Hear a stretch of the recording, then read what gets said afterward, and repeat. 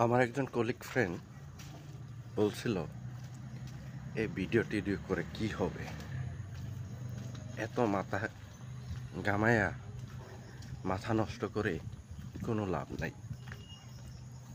আসলেই তো নাই, শুধু মাথায় গামাইতেছি, লাভ তো কিছুই হইতেছে না।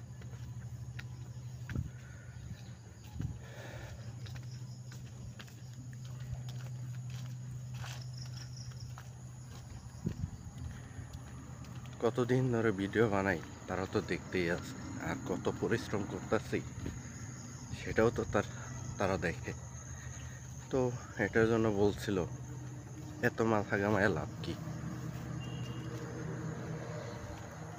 নিজের ব্রেন খরচ করে লাভ কি। ঠিকই বলছে,